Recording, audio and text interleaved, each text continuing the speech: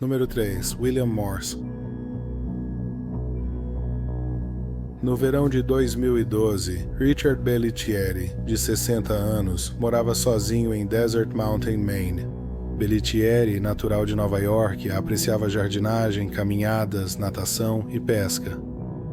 O homem de 60 anos era divorciado e não tinha família próxima na região.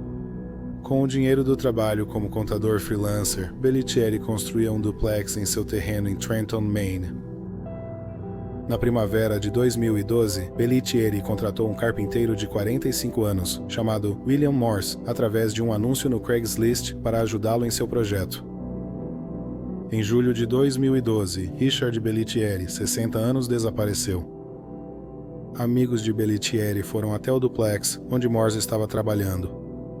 Morse disse que Bellitieri estava viajando a negócios ou fora da cidade devido a uma morte na família. Já fazia quase um ano. Em 9 de julho de 2013, William Morse foi parado pela polícia enquanto dirigia bêbado. Morse não portava documentos de identificação. Ele estava com a carteira de motorista, cartão da Previdência Social, cartões de crédito e certidão de nascimento de Bellitieri, entre outros documentos. Ele também estava dirigindo o carro de Bellitieri. Morse tinha uma longa ficha criminal com condenações por roubo em Nova York e Maine. Ao coletarem suas digitais na delegacia, descobriram sua identidade. Morse foi acusado de dirigir sob efeito de álcool e liberado sob fiança. A polícia tentou entrar em contato com Richard Bellitieri, mas não conseguiu. Eles descobriram que ninguém tinha visto ou ouvido falar dele há cerca de um ano, então uma investigação de pessoa desaparecida foi iniciada. A polícia foi à casa de Bellitieri em Mount Desert e encontrou uma família morando lá. Pierre Neblett disse à polícia que encontrou o anúncio da casa no Craigslist em setembro de 2012. Cerca de 2 meses depois que Bellitieri desapareceu, Neblett disse que se encontrou com Bellitieri, que concordou em alugar a casa para ele. Sua família se mudou em 1º de outubro. Ele disse que Bellitieri vinha mensalmente coletar o aluguel em dinheiro. A polícia mostrou uma foto de Bellitieri a Neblett, que afirmou não ser o homem que lhe alugou a casa. Eles mostraram para ele uma foto de William Morse e ele disse que esse era o homem que se passava por Bellitieri. A polícia descobriu que, após o desaparecimento de Bellitieri, Morse acessava suas contas bancárias. Morse disse que sacou o dinheiro para seguir o trabalho no sobrado. Apesar disso, ele gastava dinheiro no que queria. Ele ia a um bar local, comprava rodadas caras e dava gorjetas generosas aos atendentes. Os funcionários o chamaram de nota de $100. William Morse vivia de forma extravagante, usando o dinheiro para comprar um carro, uma banheira de hidromassagem, uma motocicleta e ambos. A polícia obteve mandado de busca para a casa em Trenton, onde Morse trabalhava no sobrado. Sob terra, vasos e árvores caídas, encontraram o corpo de Richard Bellitieri, de 60 anos. Ele foi baleado 2 vezes na cabeça e uma no pé. No dia 1º de agosto de 2012, a polícia foi prender William Morse. Ele os evitou saindo pela porta dos fundos. Foi até uma loja de conveniência próxima e comprou cerveja. Na loja, ele brindou com a cerveja para a câmera de vigilância. A polícia o encontrou pouco tempo depois na rodovia, enquanto ele pegava uma carona com um amigo. Ele foi preso e mantido sob custódia sem direito à fiança. William Morse foi julgado em abril de 2016. A promotoria disse que Bellitieri e Morse se conectaram através do Craigslist. Bellitieri o contratou para trabalhar e morar no duplex durante o serviço. Mas, depois de 2 meses, os homens estavam irritados um com o outro. Bellitieri achava que Morse estava bebendo demais e não estava trabalhando o suficiente.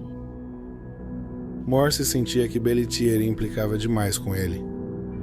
Eles discutiram. Morse matou Bellitieri, enterrou o corpo e tomou seu lugar. Ele gastou mais de $175 mil do dinheiro de Bellitieri. Ele também alugou a casa de Bellitieri. As provas contra Morse incluem mensagens onde ele chama Bellettieri de maluco e estraga prazeres pouco antes do sumiço dele. A evidência mais importante foi que a arma de fogo usada para matar Bellettieri pertencia à ex-namorada de Morse. O advogado de Morse argumentou que as evidências contra ele eram circunstanciais e que outras pessoas tinham motivos para matar Bellettieri. A defesa afirmou que Bellettieri cultivava grandes plantações de maconha em sua propriedade e pode ter sido morto por esse motivo. O júri deliberou por 90 minutos. Eles consideraram Morse culpado de assassinato. Na audiência de sentença em julho de 2015, Morse admitiu o assassinato, contrariando o conselho do seu advogado. Ele disse que em 16 de julho de 2011, ele e Bellettieri haviam discutido. Na manhã seguinte, ele acordou no duplex coberto de urina.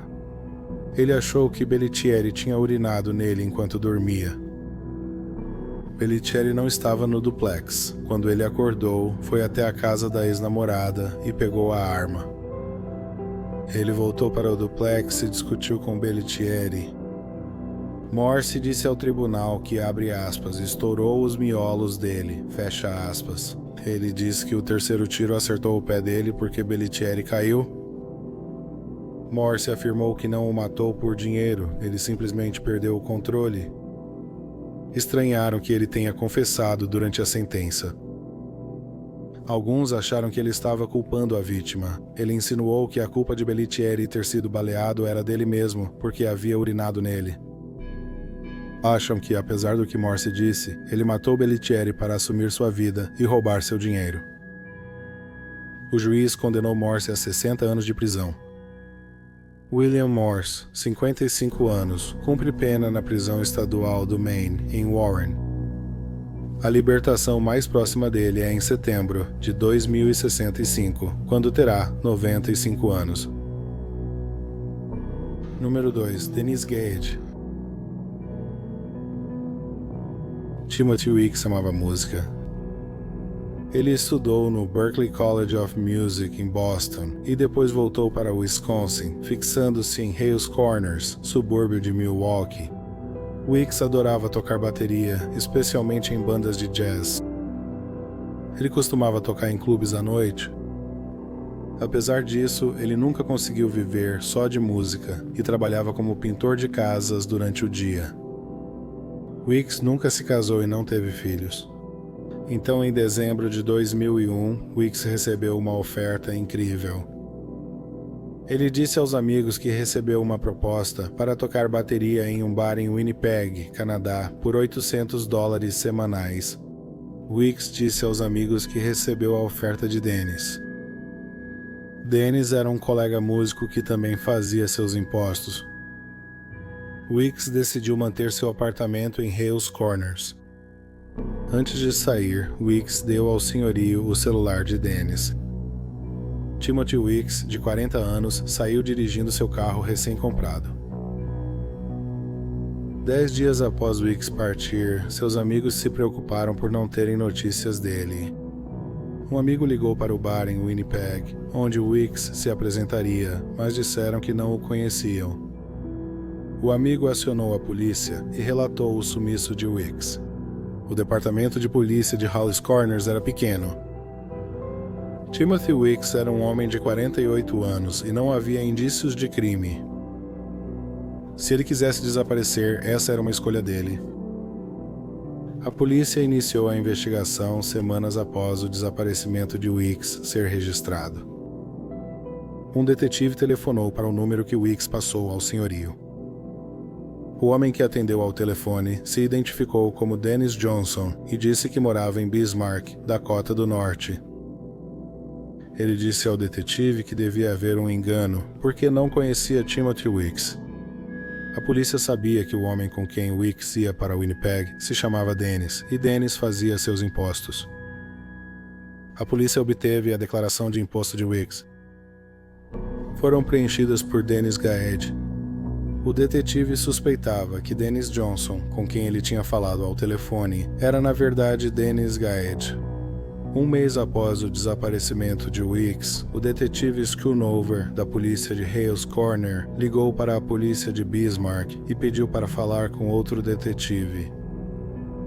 Ele tentava rastrear o número de celular que Weeks deixou com o senhorio. Ele conversou com a detetive Tammy Link e perguntou se ela sabia algo sobre um homem chamado Dennis Gaed. Ela disse que nunca ouvira falar dele. Ele perguntou se ela conhecia Timothy Weeks. Isso chamou a atenção da detetive Link. Um homem chamado Timothy Weeks trabalhou como contador em uma empresa de ar comprimido na região.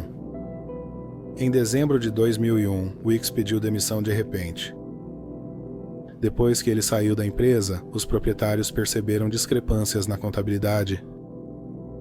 Weeks deveria ir à delegacia naquele dia para conversar com a detetive Link sobre as discrepâncias.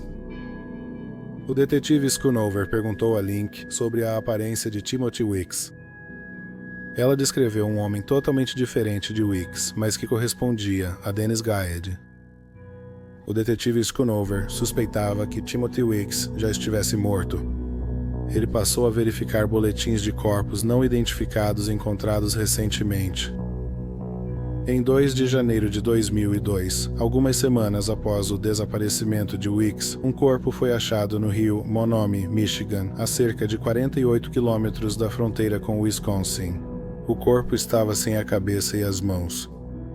A cabeça foi achada 2 semanas depois, a cerca de 56 quilômetros rio acima, com marca de tiro. As mãos nunca foram encontradas.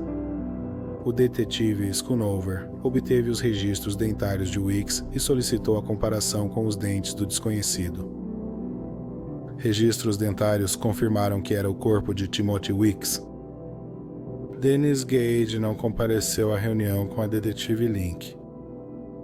Os policiais foram até a casa dele em Gardner, Dakota do Norte, e ela estava vazia.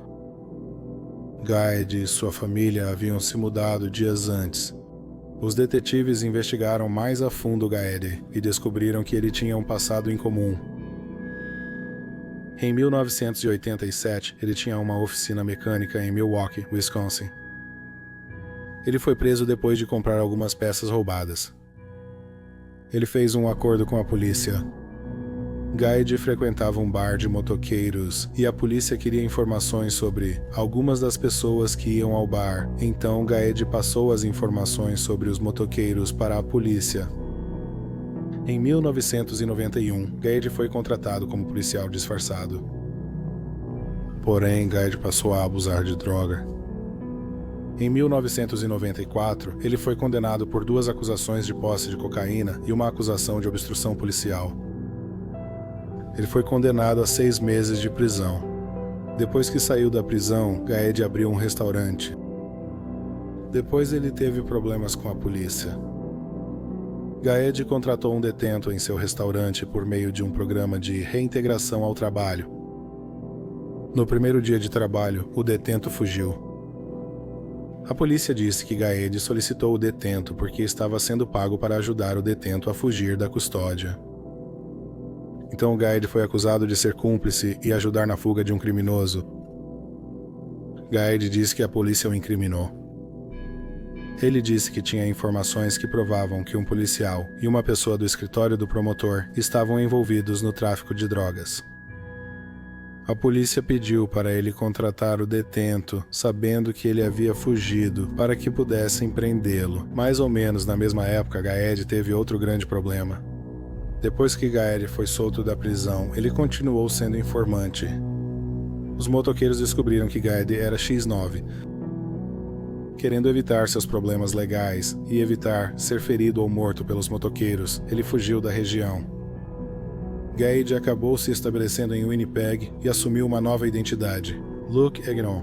Luke era um menino de 6 anos que morreu em 1981 em Winnipeg. A vida em Winnipeg era boa para Gaed.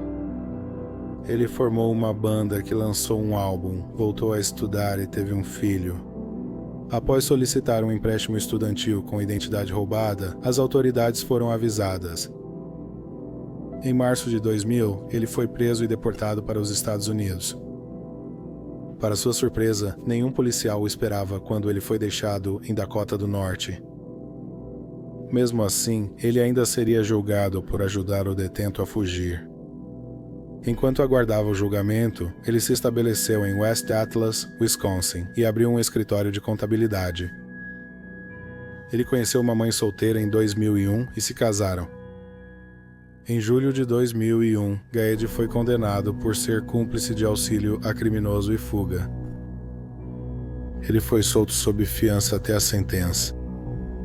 Gaed não queria ir para a cadeia, então ele e sua família fugiram. Eles se mudaram para Gardner, uma pequena cidade com menos de 100 pessoas no noroeste da Dakota do Norte. Ele comprou uma casa usando o nome Timothy Weeks. Depois, ele foi contratado como contador na Compressed Air Company. Meses depois, em dezembro de 2001, Timothy Weeks desapareceu e Gaed e sua família também haviam sumido. Na mesma época, descobriram discrepâncias na contabilidade. Em março de 2002, a polícia fez uma coletiva pedindo ao público que observasse Dennis Gaed. Ele foi visto em um acampamento em Lincoln, Nebraska. Em 4 de março de 2002, Dennis Gaed foi preso. Gaed admitiu ter pedido seguro em nome de Timothy Weeks, mas negou roubar sua identidade ou matá-lo. Por se passar por Weeks, declarou-se culpado de furto por engano. Ele recebeu 4 anos de prisão. No entanto, Gaed não foi acusado pelo assassinato de Timothy Weeks. A polícia não tinha provas físicas de que ele cometeu o assassinato. Eles nem sequer sabiam onde ele foi morto. Weeks morava em Wisconsin, Gaed em Dakota do Norte, e as partes do corpo foram achadas em Michigan. Pelos 2 anos seguintes, o caso ficou parado. Depois que Gaed foi preso, sua esposa se divorciou dele. Os detetives visitavam com frequência a esposa de Gaed. Então, em fevereiro de 2004, ela contou à polícia o que aconteceu com Timothy Weeks. Gaed tinha dito a ela que Weeks sabia que ele estava usando sua identidade, mas depois ela descobriu que Weeks não sabia de nada. Weeks ligou para Gaed e informou que estavam usando seus cartões de crédito. Gaed pensava que Weeks logo perceberia que ele havia roubado sua identidade. Ele o levou para casa dizendo que tinha um show musical para ele em Winnipeg. Ela disse que Weeks foi até a casa deles em Gardner, Dakota do Norte. Ela disse que não fazia ideia de que seu marido estava planejando matar Weeks. Enquanto estava em outra parte da casa, longe dos homens, ela ouviu um tiro. Ela foi à cozinha e encontrou Weeks no chão com um tiro na cabeça. Após o assassinato, eles alugaram um caminhão da U-Haul. A esposa de Gaed dirigia com seu filho pequeno no banco do passageiro. Gaed esquartejou o corpo na traseira do caminhão da U-Haul. Ela ajudou a jogar o corpo no rio. Ela disse que devolveu o carro de Wick para a concessionária. Ela afirmou ser esposa do Wick e que não podiam pagar as prestações. Ela saiu rapidamente da concessionária. Gaed esvaziou as contas bancárias do Wick e comprou um trailer, que eles usaram para fugir.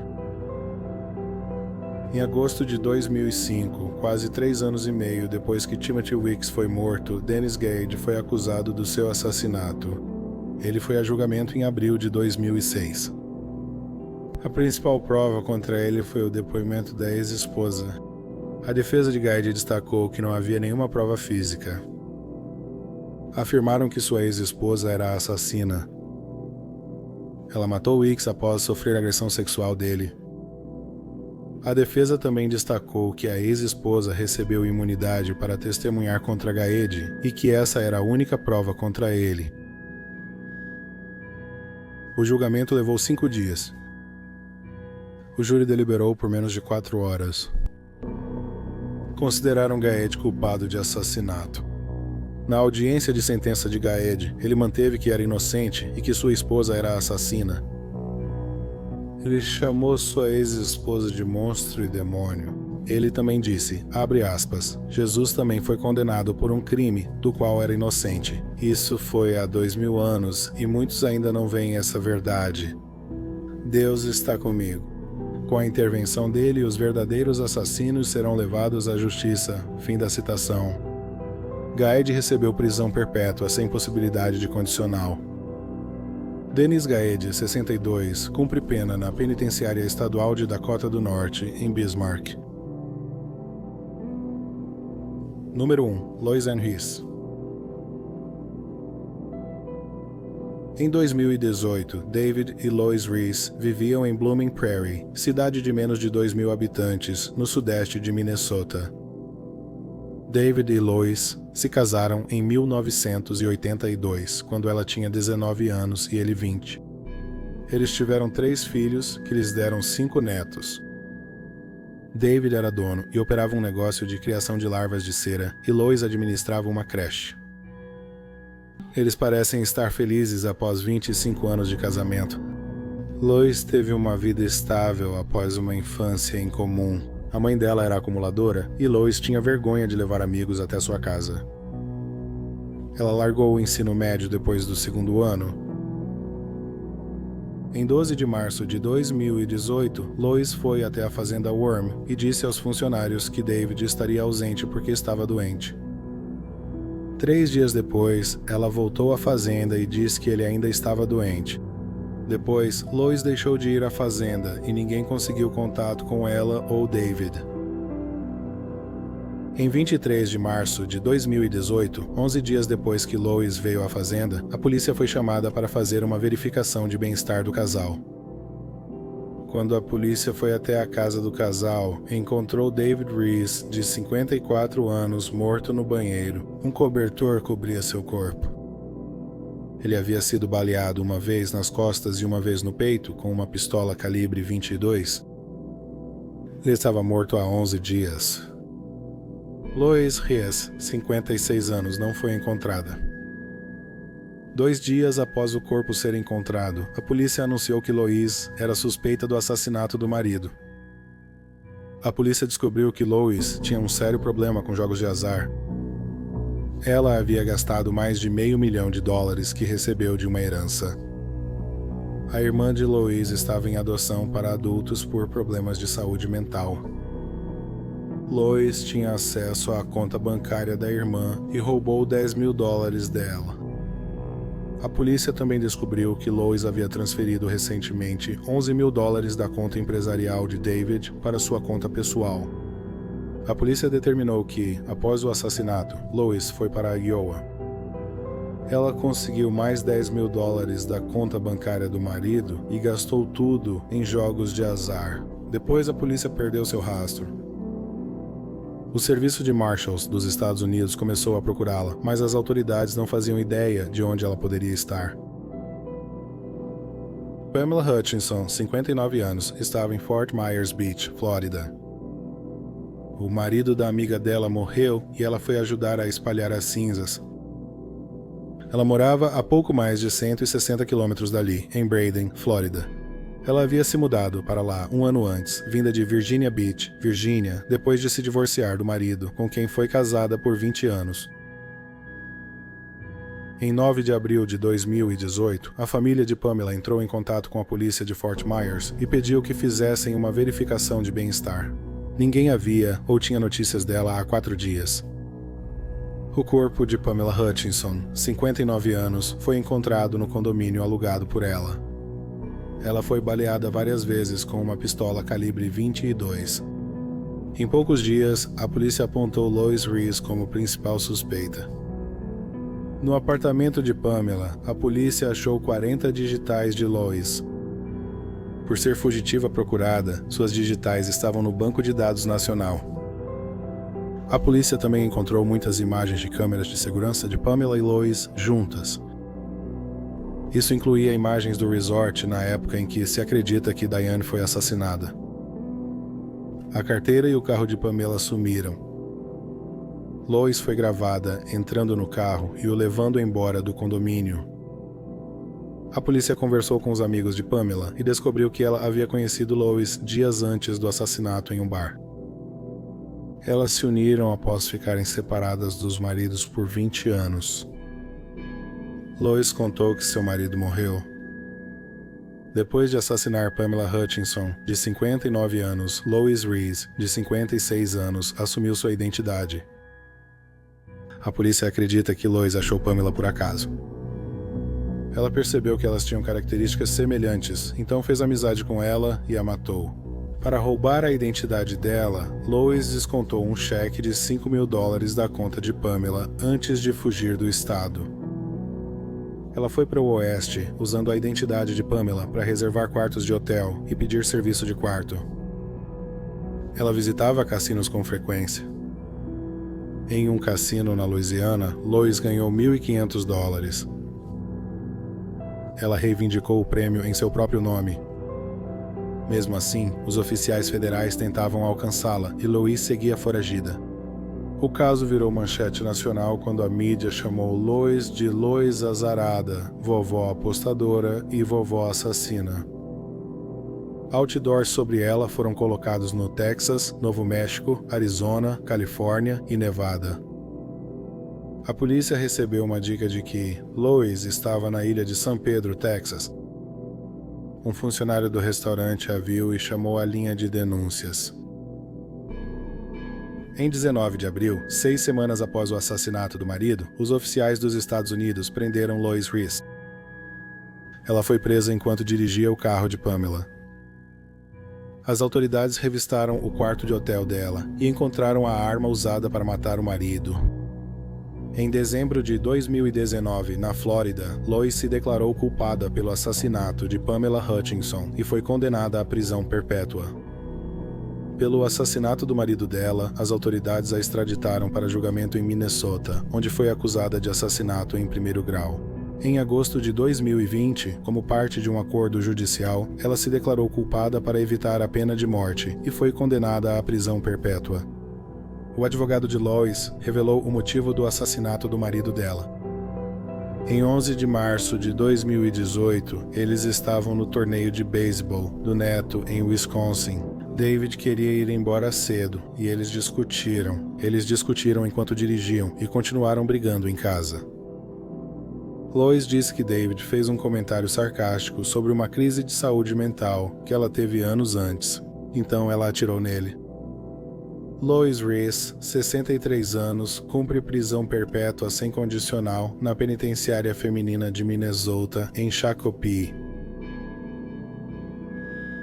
Muito obrigado por assistir ao vídeo de hoje. Se você gostou, nós realmente agradeceríamos se você se inscrevesse no canal. Não se esqueça de ver nossos vídeos curtos no YouTube, Instagram e TikTok. Mais uma vez, obrigado por assistir.